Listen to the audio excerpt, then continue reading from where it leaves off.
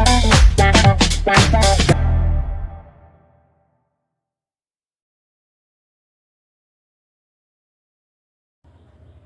Students, class 10th light reflection and refraction part 21। तो आज lenses के लिए हम पहले साइन कन्वेंशन देखेंगे।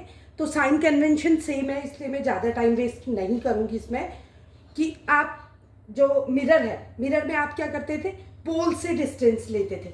अगर लेफ्ट हैंड साइड की डिस्टेंस होती थी, हमारे हैंड से लेफ्ट हैंड साइड की होती थी, तो हम उसको पॉजिटिव नेगेटिव लेते हैं, और राइट हैंड साइड की पॉजिटिव रहते हैं। सिमिलरली अगर हाइट लेते हैं, किसकी हाइट, ऑब्जेक्ट की और इमेज की हाइट लेते हैं। अगर हाइट क्या होती है, वाई एक्सेस की ओर होती है, मतलब ऊपर की तरफ डायरेक्शन में होती है तो पॉजिटिव होती है, और वाई डैश एक्सेस में मतलब नीचे की डायरेक्शन में होती है तो नेगेटिव होती है। आई होप आपको ये कॉन्सेप्ट क्लियर होगा। तो साइन कन्वेंशन हमारा सेम रहेगा। किसी भी लेंस के लिए हम साइन कैसे लेंगे, हमको पता है कि ऑब्जेक्ट, मैंने बहुत शुरू में आपको पढ़ाया था कि ऑब्जेक्ट हमेशा कहाँ रहेगा, लेफ्ट हैंड साइड में। तो ऑब्जेक्ट हमेशा किस में रहेगा, माइनस में रहेगा। मतलब ऑब्जेक्ट डिस्टेंस अगर हम लेंगे u, तो u को जब हम पुट करेंगे फॉर्मूले में तो उसको हम माइनस में लेंगे। और इमेज अगर लेंस में क्या होगी, अगर रियल बनेगी तो राइट हैंड साइड में बनेगी तो पॉजिटिव बनेगी। अगर क्या होगी, कन्वर्जिंग लेंस होगा तो पॉजिटिव में बनेगी इमेज, और डाइवर्जिंग लेंस होगा तो मिलती हुई दिखेगी, तो लेफ्ट हैंड साइड के फोकस में बनेगी तो नेगेटिव होगी।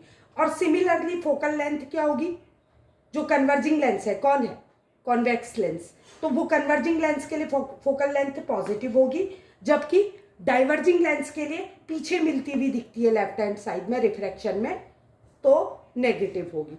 तो उसी से पहले हम जर्नल फॉर्मूला निकाल लेंगे। लेंस फॉर्मूला है, अगर ऑब्जेक्ट की डिस्टेंस u है और इमेज डिस्टेंस v है, एंड फोकल लेंथ कहाँ से, ऑप्टिकल सेंटर से। ऑप्टिकल सेंटर से ऑब्जेक्ट की डिस्टेंस को हम u शो करेंगे, और ऑप्टिकल सेंटर से इमेज जहां बनी है उसकी डिस्टेंस को v से, एंड फोकस की ऑप्टिकल सेंटर से distance is called focal length. ठीक है। अब जनरल फॉर्मूला ये है 1/v minus 1/u is equal to 1/f। ये मैंने आपको जब मिरर फॉर्मूला बताया था तो ये पॉजिटिव था, 1/v प्लस 1/u। बट यहाँ क्या है, 1/v minus 1/u is equal to 1/f। Again मैं एक वार्निंग दूंगी कि जब आप न्यूमेरिकल सॉल्व करेंगे उस समय पे आप, क्योंकि ये जनरल फॉर्मूला है दोनों लेंसेज के लिए, कॉन्वेक्स भी और कॉनकेव भी। कॉनकेव में क्या होता है, यू तो नेगेटिव होता ही है, वी भी नेगेटिव होता है, क्यों, वर्चुअल इमेज बनती है, और एफ भी नेगेटिव होता है, इसलिए इसको आप बहुत ध्यान से रखेंगे। जबकि कन्वर्जिंग लेंस में क्या होता है, वी एंड एफ पॉजिटिव होते हैं। तो न्यूमेरिकल सॉल्व करते समय आप फॉर्मूले को तो ये लिखेंगे, उसके अतिरिक्त वैल्यू पुट करते समय साइन कन्वेंशन का ध्यान रखेंगे। इसके बाद नेक्स्ट टॉपिक आता है मैग्निफिकेशन। तो मैग्निफिकेशन क्या होता है, मैग्निफिकेशन होता है m इज इक्वल टू, एक बनता है हमारा मैग्निफिकेशन क्या, height of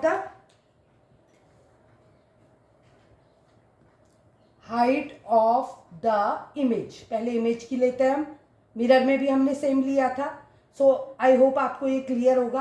upon height of the object, तो इमेज की हाइट क्या मानते हैं, m is equal to h dash मान लेते हैं इमेज की हाइट, और ऑब्जेक्ट की हाइट h। और दूसरा होता है m is equal to, magnification is equal to, अगर आपको हाइट दी नहीं है न्यूमेरिकल में और आपके पास ऑब्जेक्ट डिस्टेंस और इमेज डिस्टेंस है, तो ऑब्जेक्ट की डिस्टेंस, पहले इमेज की, क्योंकि पहले इमेज लिया है तो पहले इमेज डिस्टेंस लेंगे, उसको v से डिनोट करता है, v/u। तो दोनों दो इक्वेशन बन गई हमारी। तो दोनों इक्वेशन से हमको क्या मिल गया, h dash upon h is equal to v/u।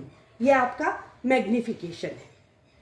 और इसमें h और h डैश कैसे लेंगे आप, अगर क्या है, अगर इन्वर्टेड इमेज बनती है तो इन्वर्टेड इमेज कहाँ होगी, वाई डैश की डायरेक्शन में होगी, तो हमेशा नेगेटिव में रखेंगे आप, चाहे वो एलएचएस में बने चाहे आरएचएस में। अगर इन्वर्टेड इमेज बनेगी तो क्या होगा, उसकी डायरेक्शन नीचे की ओर होगी, वाई डैश की ओर, तो उसको आप हमेशा नेगेटिव लेंगे।